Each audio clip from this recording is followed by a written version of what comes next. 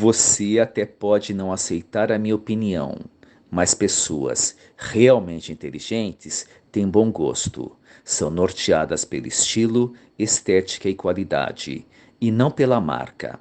Só pobres e ignorantes se preocupam com marca. Abílio Diniz usava sapatênis, calçado de playboy esquerdista, desde então, coisa de gente de péssimo gosto. Minha avó, lá do interior de Minas, dizia: homem que é homem usa sapato. Até pode ser sapato de malandro ou mafioso, mas tem que ser sapato. O homem costumava aparecer na TV vestindo camisetas justas, roupa utilizada por gazelas ou por narcisistas que querem mostrar os músculos.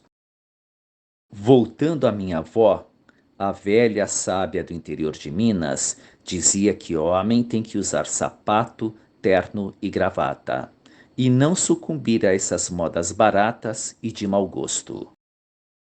Um detalhe sobre os sapatênis do Abílio Diniz e de outros também é a sola branca. Meu, além de cafona, é muito feio. Meu filho Wolf já teve um tênis de sola branca comprada pela mãe. Nós pintamos a sola do tênis na caneta Bic e marcador de CD e DVD. O tênis ficou super transado.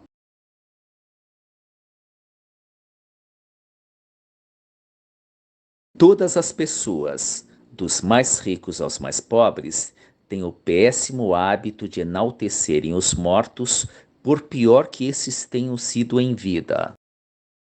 Bom exemplo é o apresentador Gugu, um cara arrogante e antipático que não tinha amigos, nunca ajudou ninguém, não gostava de mulheres e só pensava em dinheiro.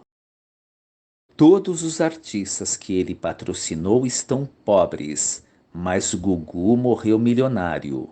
Num vídeo futuro, vou falar muitas coisas sobre esse pobre diabo.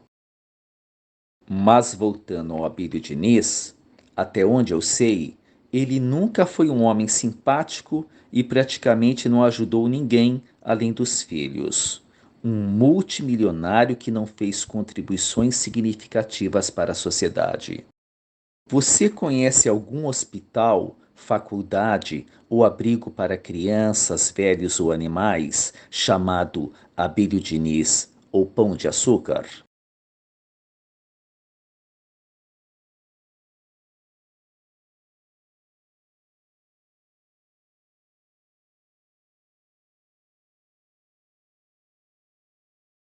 Imagina que coisa bonita e honrável seria uma faculdade samaritana Abílio Diniz ou um hospital infantil Pão de Açúcar. Tá certo que o homem doou 50 milhões de reais para o combate ao Covid-19, mas sua fortuna está estimada em 2 bilhões de dólares. O homem doou a pífia quantia de apenas 0,5% de sua fortuna. É uma vergonha. Sou professor de contabilidade e vou fazer uma analogia bem prática. É a mesma coisa que você ter um salário líquido de R$ 2.000 e ajudar nas despesas de casa com apenas R$ 10. É uma quantia ridícula diante do seu salário.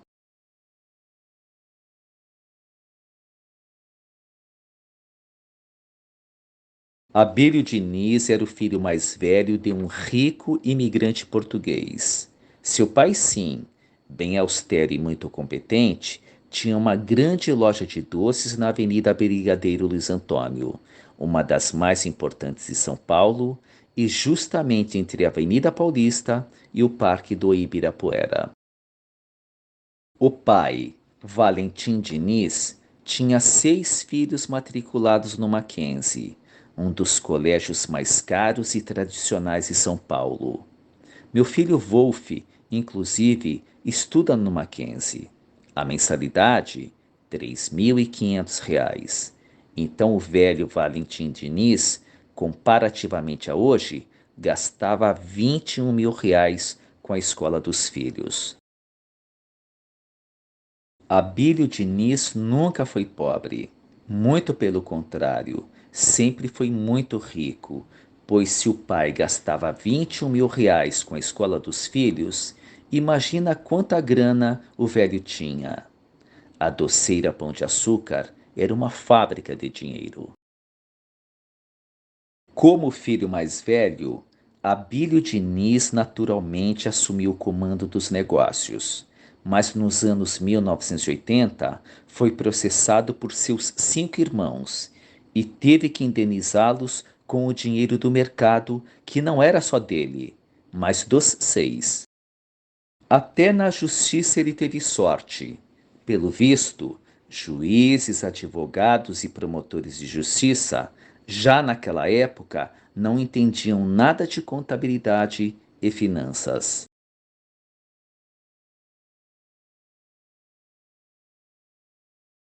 O primeiro mercado, Pão de Açúcar, o mesmo nome da doceira, foi inaugurado em 1959 e cresceu muito durante os anos 1960 e 1970, época do milagre econômico brasileiro, mérito do nosso regime militar.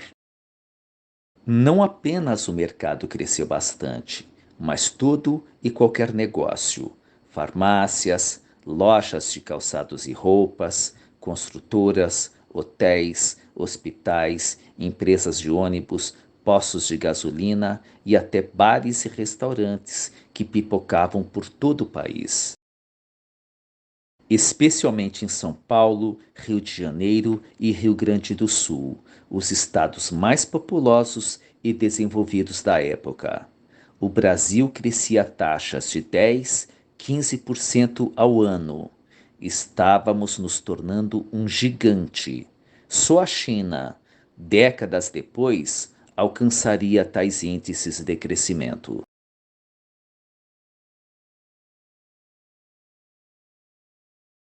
Há pouco falei da China. Vou usar um clichê relacionado a ela.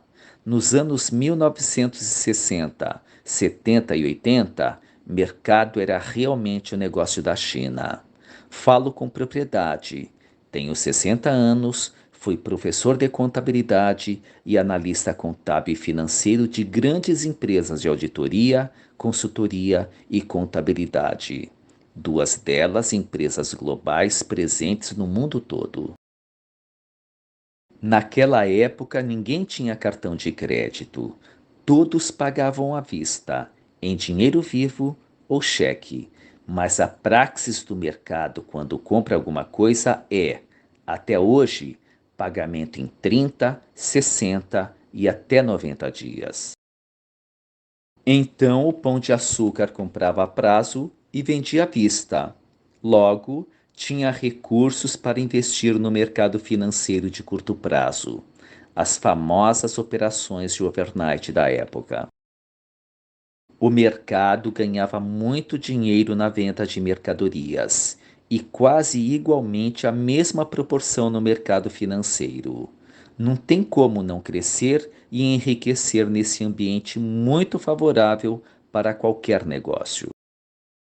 Quando eu era menino, lá nos confins da periferia de São Paulo, tinha o dono de um bar, seu Pedrinho, que além de um belo carro, um TL vermelho lindo, também era proprietário de 2 salões comerciais e várias casas de aluguel. Naquela época, até vendedor de pipoca, amendoim e algodão doce ganhava um bom dinheiro. Na minha classe, tinha uma menina bonita cujo pai era vendedor de algodão doce.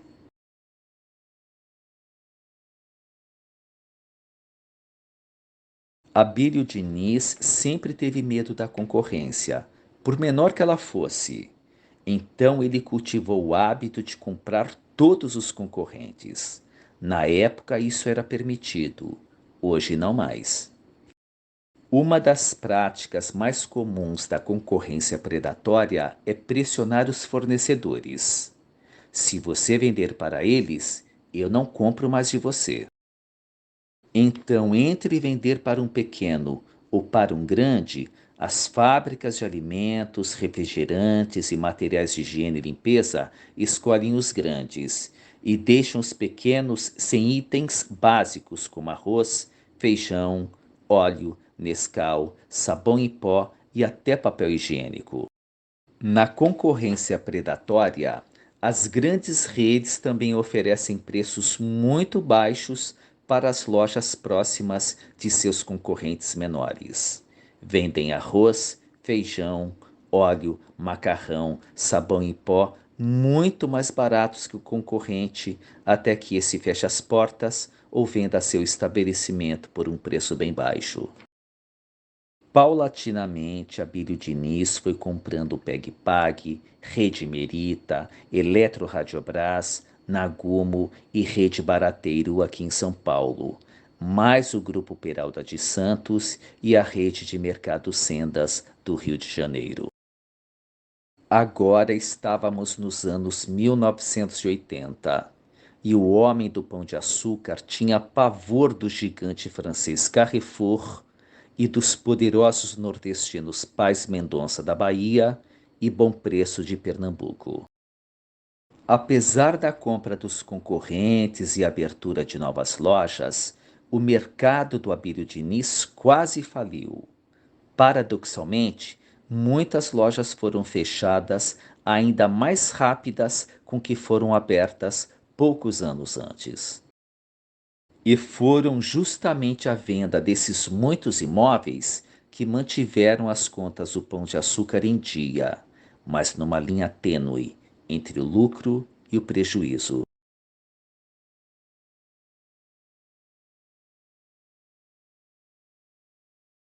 Nessas aquisições que falei há pouco, Abílio Diniz fez péssimos negócios.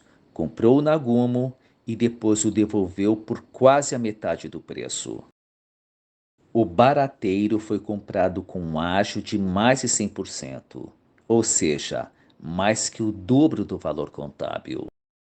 Foi para o Nordeste onde amargou grandes prejuízos diante dos preços baixos do Paz Mendonça e Bom Preço.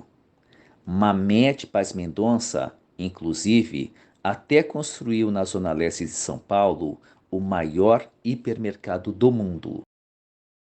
Esta mega loja Paz Mendonça, no futuro breve, seria transferido para o Pão de Açúcar depois que o Abílio Diniz fechou suas lojas na Bahia e em Pernambuco. No final dos anos 1980, mesmo com a instabilidade do mercado e do Pão de Açúcar, o megalomaníaco Abílio Diniz construiu um centro empresarial para abrigar a nova sede da sua empresa. O empreendimento foi construído no Brooklyn, zona sul de São Paulo, um dos endereços mais caros da época. Gastou um dinheiro que não tinha e nem podia. Poucos anos depois, teve que vender o empreendimento e voltar para a sede antiga na Avenida Brigadeiro Luiz Antônio. Agora estávamos nos anos 1990 e 2000, e os mercados regionais começaram a disputar preços e qualidades com o Pão de Açúcar, que agora passou a enfrentar dificuldades com os poderosos. Mercado da Vó, Chama, Semar e Lopes em São Paulo, além do BH, Bahamas e DMA em Minas, Campeão, Superbom e Inter no Rio de Janeiro e o Zafari, Mufato e Angelone no Paraná, Santa Catarina e Rio Grande do Sul. O mercado do Abílio Diniz só sobreviveu porque em 1995 abriu capital na Bolsa de Valores e conseguiu captar 112 milhões de dólares. Hoje, 500 milhões de reais. Os papéis, ações no caso, nem valiam o preço negociado, mas todo mundo queria comprar uma participação daquele gigante bobo que não sabia para onde ir. E Abílio, não o mercado, lucrou R$ 500 milhões. É muito dinheiro.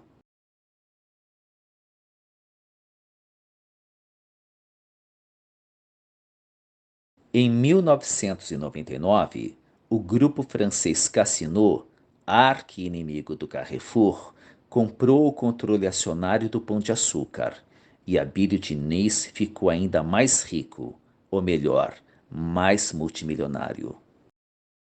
O homem até foi mantido numa diretoria, mas a presidência e a tomada de decisões importantes estavam a cargo dos franceses, até que, em 2013, Abílio Diniz foi dispensado de seu cargo. Um ano depois, em 2014, após deixar o Pão de Açúcar, o velho multimilionário de 78 anos se associa ao Carrefour, o mercado francês que ele e o pai tanto odiavam. Meu Deus, quanta falta de honra!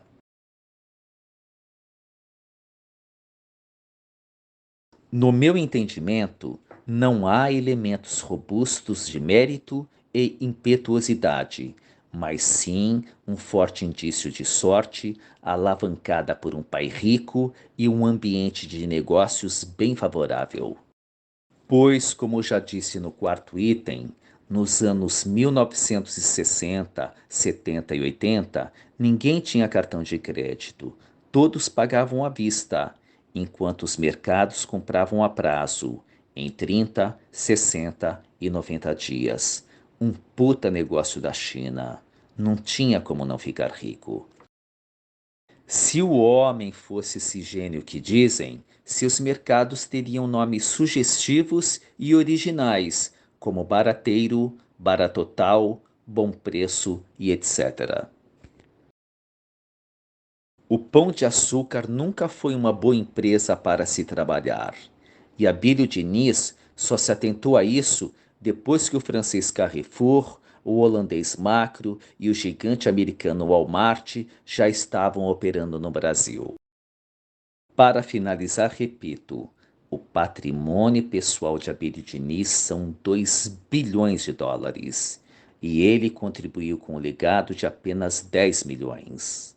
Um cafezinho pequeno, sem pão e nem manteiga. Isto porque o homem era religioso. Imagina se não fosse.